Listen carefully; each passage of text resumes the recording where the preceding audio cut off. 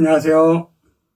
나이 먹을수록 소화 기능이 약해지면서 먹고 싶은 것도 마음대로 못 먹는 경우가 많은데요. 그래서 오늘은 소화불량에 대해서 알아보겠습니다. 소화불량은 음식을 섭취한 후 일어나는 소화장애 증상을 총칭하는 용어입니다. 소화불량은 위와 간과 담독의 질환을 비롯한 소화기관에서 다양한 원인에 의해 나타나는 모든 불쾌감과 증상을 의미하는데요. 이는 하나의 증상만을 말하는 것이 아니고 속쓰림, 트림, 구역질, 상복부 불쾌감, 위장의 백만감 등과 같은 소화기 증세와 더불어 복통까지 동반되어 일어나는 모든 증상을 포함합니다. 그러니까 소화불량이란 위나 십이지장을 포함한 상부 위장관과 관련하여 발생하는 모든 소화기 증상들을 포함하는 용어로 소화성 궤양이나 위암 같은 질환이 있어서 생기는 기질성 소화불량과 내시경 검사나 초음파 검사상 특별한 이상 소견을 보이지 않는데도 소화가 안 되는 기능성 소화불량으로 구분됩니다. 기질성 소화불량은 소화기 자체에 질환이 있어서 소화가 안 되는 것이기 때문에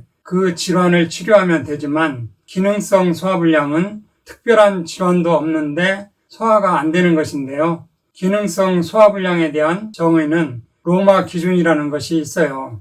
기능성 소화불량이라는 진단을 내리기가 애매해서 소화기 전문가들이 로마에 모여서 가이드라인을 마련했는데요. 그것을 로마 기준이라고 합니다. 정기적으로 모여서 기준을 수정하고 해서 현재는 로마 기준 1, 2, 3, 4까지 나왔어요. 로마 기준 4에서 소화불량을 위 12지장 영역에서 발생하는 증상인 식후 포만감, 조기 만복감, 상복부 통증, 상복부 속쓰림 중 한 가지 이상 호소할 때라고 정의하고 있습니다.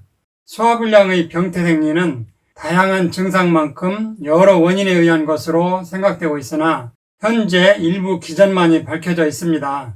이러한 소화불량의 원인으로 대표적인 것으로는 첫째는 위 운동 이상인데요. 기능성 소화불량의 환자에서는 여러 가지 위 12지장의 운동 이상이 관찰됩니다. 그 원인에는 위 배출 능력의 저하라든가 위 전도 이상, 식후 상부의 수축 증가, 내압 검사상 전정부가 운동을 잘 못한다든지 12지장의 역행성 수축과 내장 감각이 너무 예민하다든지 소장의 운동 능력 저하나 미주 신경 이상 등이 있습니다. 최근에는 위 배출 능력 이상보다 위 적응 이상이 기능성 소화불량의 주된 병태 생리로 알려져 있습니다.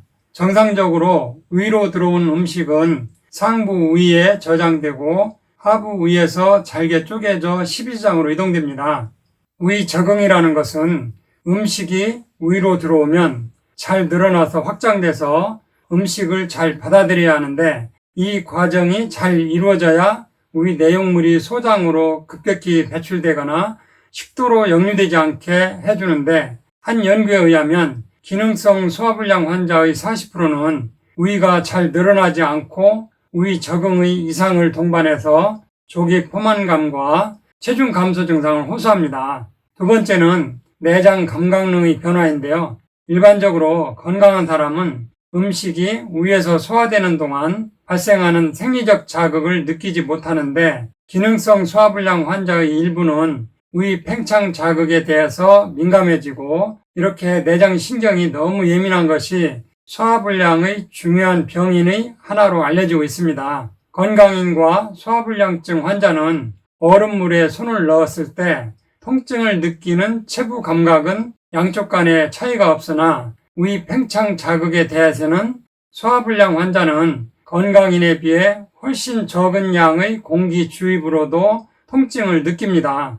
기능성 소화불량 환자의 약 30-40% 정도에서 내장 신경이 너무 예민한 것으로 관찰되고 식후 동통, 트림, 체중 감소 등의 증상을 유발하는 것으로 알려져 있어요. 치료법으로는 소화불량은 유발 원인이 다양한 만큼 치료 방법도 다양합니다.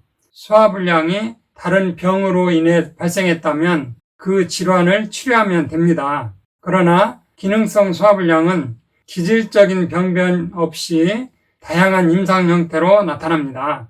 또한 식이 및 정신적 스트레스 등의 영향을 많이 받으면서 증상의 호전과 악화를 반복하기 때문에 단순하게 치료되지 않습니다. 이런 경우 장기적으로 화학약물을 복용하는 것보다는 증상이 심할 때만 약물을 복용하고 평소에는 생활습관의 개선 및 식이요법에 중점을 두는 것이 바람직합니다. 생활습관의 개선을 위해서는 규칙적으로 생활하고 적당하게 운동해야 하며 충분히 휴식을 취해야 합니다. 식이요법으로는 맵거나 자극성이 강한 음식, 지방이 많은 음식, 술, 담배, 커피, 탄산가스가 포함된 음료수를 피하고 천천히 잘 씹어먹는 습관을 들여 위의 부담을 줄이는 것이 좋습니다. 아울러 과식과 스트레스를 피해야 합니다. 취침 2-3시간 전에는 식사를 하지 않아야 합니다. 생활요법만으로 증상이 완화되지 않는다면